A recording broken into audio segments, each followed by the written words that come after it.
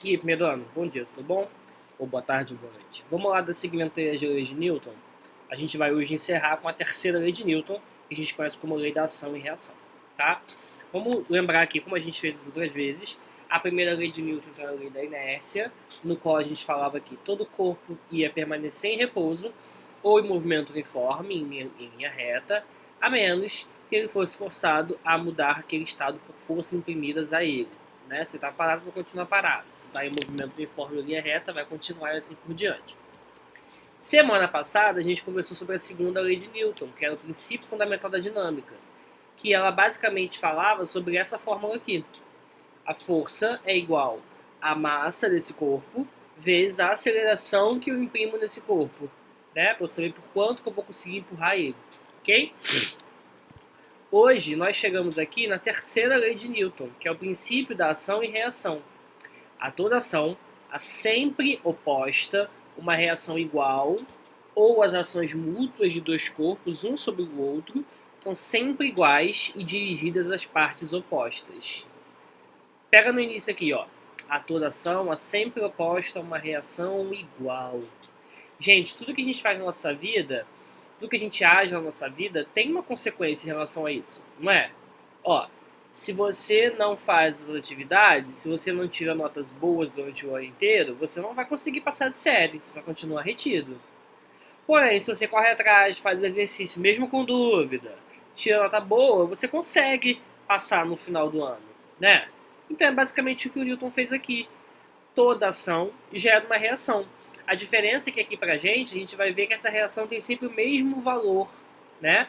Então, quando eu estou fazendo uma ação aí caminhando, eu tenho uma mesma força indo movimento contrário ao meu caminhar, ao meu passo. Quando eu lanço um foguete, eu tenho a mesma força, né? Eu tenho a força aí de ação para baixo, né? Que seriam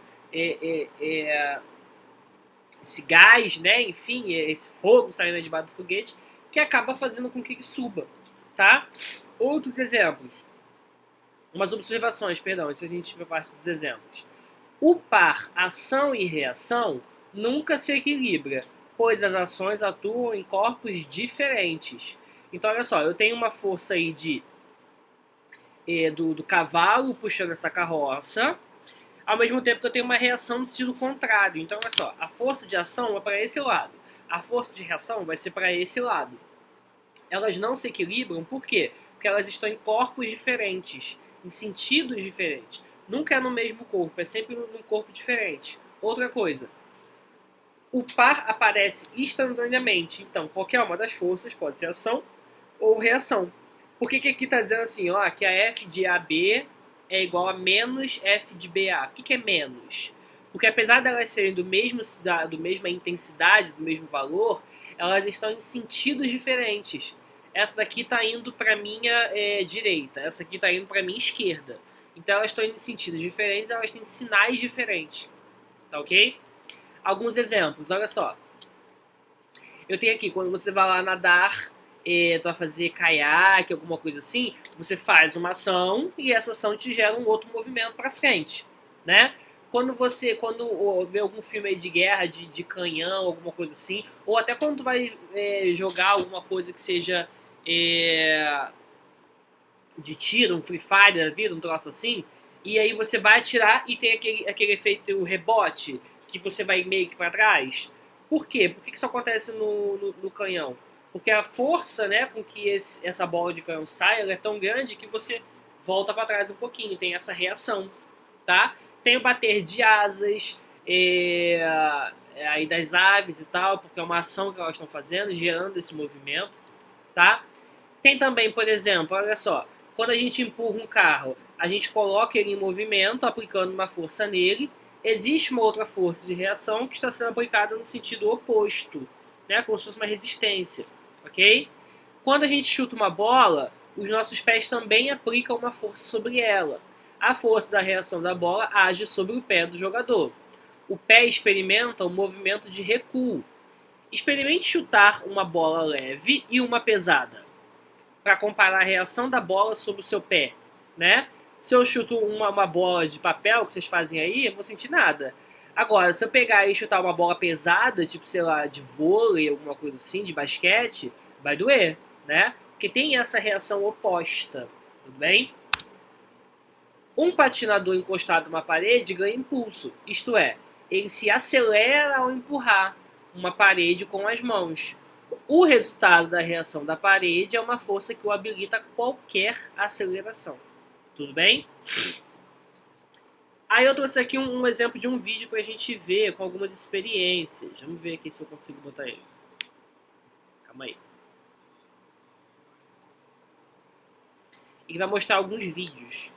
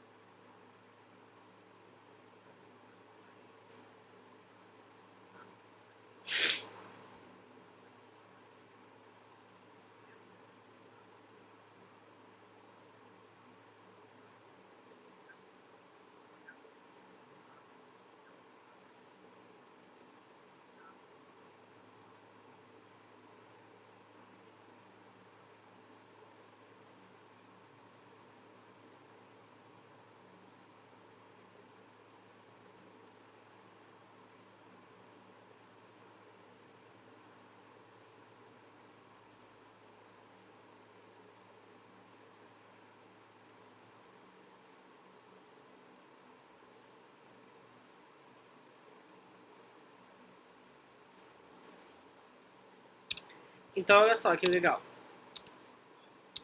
Olha só que legal. Tem várias ações e reações envolvidas.